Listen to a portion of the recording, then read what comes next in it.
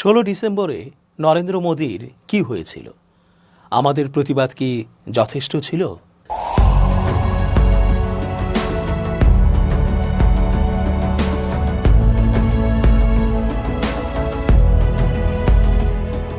আসসালামু আলাইকুম প্রিয় দর্শক, আশা করছি আল্লাহ পাকের রহমতে ভালো আছেন। চেঞ্জ টিভির আন্তর্জাতিক চোখ অনুষ্ঠানে আমি এস.জে. রতন স্বাগত জানাচ্ছি আপনাদের সকলকে। আন্তর্জাতিক বিশ্লেষকরা জানাচ্ছেন, নরেন্দ্র মোদী একজন রাষ্ট্রীয়ভাবে সন্ত্রাসের মদতদাতা। তিনি হিন্দুত্ববাদকে প্রমোট ও জারি রাখার জন্য তার নিজের দেশের অভ্যন্তরে সহ প্রতিবেশী নানা দেশে তা ছড়িয়ে দিতে মিশন হাতে নিয়েছেন। এমনকি ইউরোপ আমেরিকাতেও তার এ মিশন অব্যাহত আছে। ফলে ওই সকল দেশ থেকেও আন্তর্জাতিক প্রতিবেদন প্রকাশ করে মোদির এই দুর্বিনীত নীতিকে ধিক্কার জানানো হয়েছে। নানা দেশ থেকে ভারতকে উচিত শিক্ষা দিতে নানা সুবিধা তুলে নেওয়া হচ্ছে।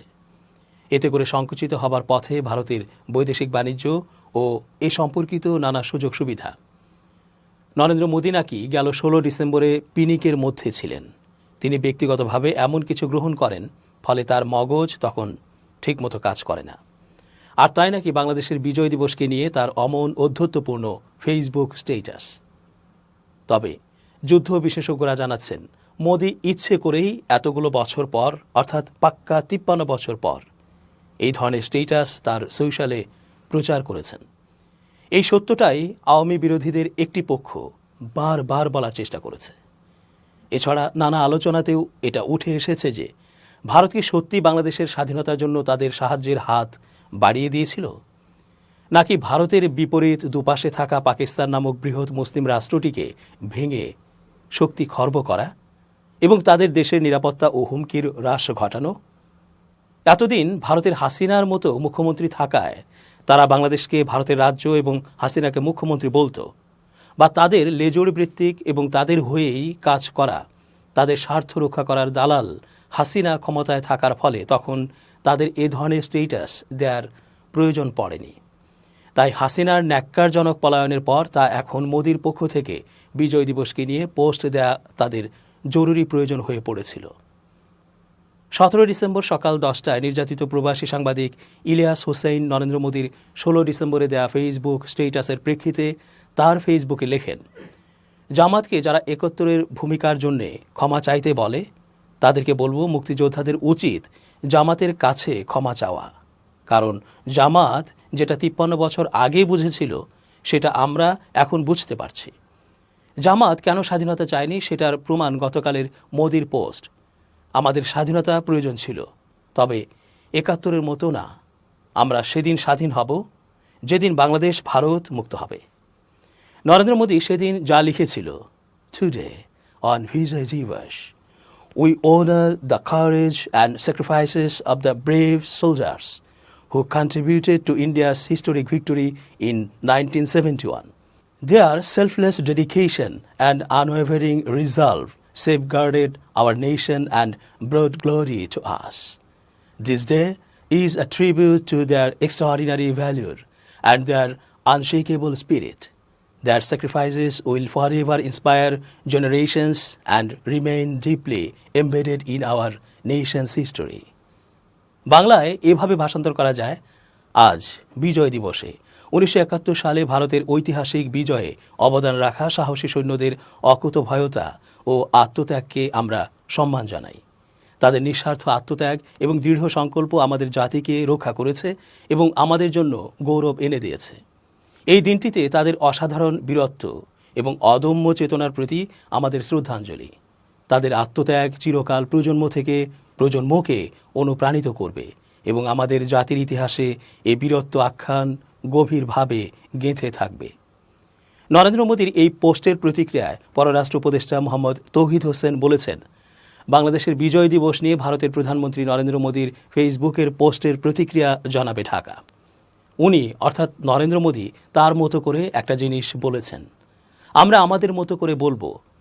17 ডিসেম্বর সন্ধ্যায় পররাষ্ট্র মন্ত্রণালয়ে সাংবাদিকদের সঙ্গে আলাপকালে তিনি এসব কথা বলেন।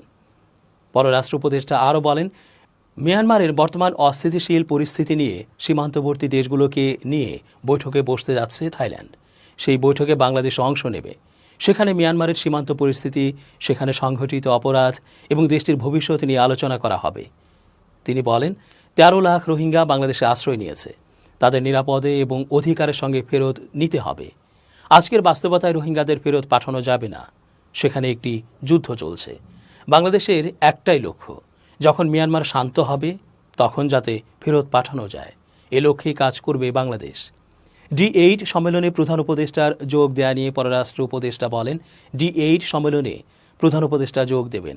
D8 বাংলাদেশের জন্য গুরুত্বপূর্ণ, কারণ অনেকগুলো গুরুত্বপূর্ণ দেশ এর সদস্য। সম্মেলনের সাইডলাইনে কয়েকটি দেশের সরকার প্রধানের সঙ্গে বৈঠক করবে বাংলাদেশ। ভারতের বেওয়ারিশ প্রধানমন্ত্রী নরেন্দ্র মোদীর একটি পোস্টের তীব্র প্রতিবাদ জানিয়েছেন অন্তর্বর্তী সরকারের আইন উপদেষ্টা আসিফ নজরুল। সোমবার নিজের ভেরিফাইড ফেসবুকে দেয়া পোস্টে এই প্রতিবাদ জানান আসিফ নজরুল। এতে তিনি ভারতের প্রধানমন্ত্রী মোদীর ফেসবুক পোস্টটির স্ক্রিনশট যুক্ত করেছেন। আসিফ নজরুল লিখেছেন, তীব্র প্রতিবাদ করছি। 16 ডিসেম্বর 1971 ছিল বাংলাদেশের বিজয়ের দিন। ভারত ছিল এই বিজয়ের মিত্র, এর বেশি কিছু নয়। মোদীর পোস্ট নিয়ে বৈষম্য বিরোধী ছাত্র আন্দোলনের আহ্বায়ক হাসনাত আবদুল্লাহ তীব্র প্রতিক্রিয়া জানিয়েছেন। হাসনাত আবদুল্লাহ লিখেছেন, এটি বাংলাদেশের মুক্তিযুদ্ধ। পাকিস্তানের বিরুদ্ধে বাংলাদেশের স্বাধীনতার জন্য এই যুদ্ধ সংঘটিত হয়েছিল। কিন্তু মোদী দাবি করেছে এটি শুধু ভারতের যুদ্ধ এবং তাদের অর্জন। তাদের বক্তব্যে বাংলাদেশের অস্তিত্বই উপেক্ষিত। হাসনাত আবদুল্লাহ আরও লিখেছেন, যখন এই স্বাধীনতাকে ভারত নিজেদের অর্জন হিসেবে দাবি করে, তখন আমি একে বাংলাদেশের স্বাধীনতা, সার্বভৌমত্ব ও অখণ্ডতার প্রতি সরাসরি হুমকি হিসেবে দেখি। হাসনাত আবদুল্লাহ লিখেছেন, ভারতের এই হুমকির বিরুদ্ধে আমাদের লড়াই চালিয়ে যাওয়া অবশ্যম্ভাবী। এই লড়াই আমাদের চালিয়ে যেতেই হবে।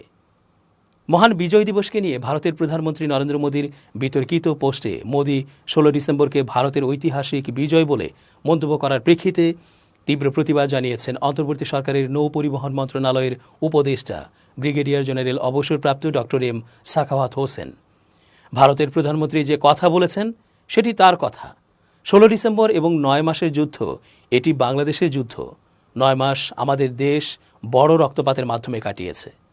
আমাদের মানুষের প্রাণহানি হয়েছে। আমাদের নারীরা সম্ভ্রম হারিয়েছেন।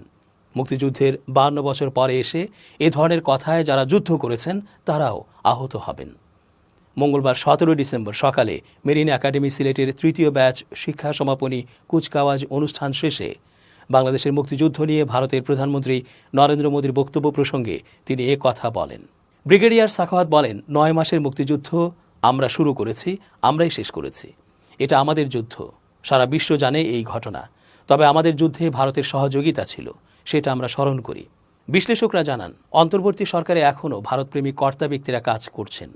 পুরো সিস্টেমে হাসিনার ফ্যাসিবাদ রয়েই গেছে। কিছু ক্ষেত্রে সংস্কার বা পরিবর্তন, ছাঁটাই ইত্যাদি করা গেলেও পুরো রাষ্ট্রযন্ত্র এখনও হাসিনা সরকারের দোসরদের দিয়েই পরিচালিত হচ্ছে, যারা ওই ভারতেরই দালাল। বারবার কিছু উপদেষ্টাকে নিয়েও আপত্তি, পদত্যাগের জন্য সংগ্রাম।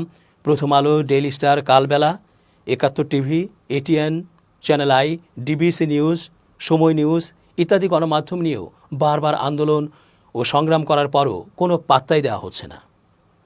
বরং তাদের পক্ষে সরকারে থাকা খোদ ছাত্র প্রতিনিধিরাই সাফাই গাইছেন। এই সকল সংগ্রামে শক্তি প্রয়োগ করা হচ্ছে সরকারি বাহিনী দিয়ে। এবার নরেন্দ্র মোদীর বিজয় দিবসকে নিয়ে এই পোস্ট নিশ্চয়ই এদের জন্য চপেটাঘাত হয়েছে। এরপরও যদি আমরা ভারতের ব্যাপারে সতর্ক না হই বা রাষ্ট্র যদি এটা নিয়ে কোনো চিন্তাই না করে, তবে খুব বেশি দেরি নেই যখন দেশের আপামর মানুষ আবারও হাসিনার রেখে যাওয়া অবশিষ্ট ফ্যাসিজম ও ভারতের দালালদের বিরুদ্ধে রাজপথে আবারও নেমে আসতে বাধ্য হবে। তখন কিন্তু আর রেহাই থাকবে না কারো। সুতরাং মিন করে কথা না বলে এখনও যারা ভারতপন্থী আছেন, দয়া করে বাংলাদেশটাকে ভালোবাসুন। এদেশের সার্বভৌমত্ব নিয়ে ভাবুন। আর ভারতের সাথে সম্পর্কের ক্ষেত্রে ন্যায্যতা এবং বাংলাদেশের স্বার্থ যেন নিরঙ্কুশভাবে সংরক্ষিত হয় তা কার্যকর করুন। ভারতের যে কোনো দুষ্ট পরিকল্পনাকে নস্যাৎ করতে ভারত বিরোধী আন্দোলন ও মানসিকতা চাঙ্গা রাখুন। বুঝতেই পারলেন তো ভারত বাংলাদেশকে কি চোখে দেখে, কোন স্তরে বা স্টেটাসে মূল্যায়ন করে। দর্শক, আজকের মতো শেষ করছি এখানেই। ধন্যবাদ।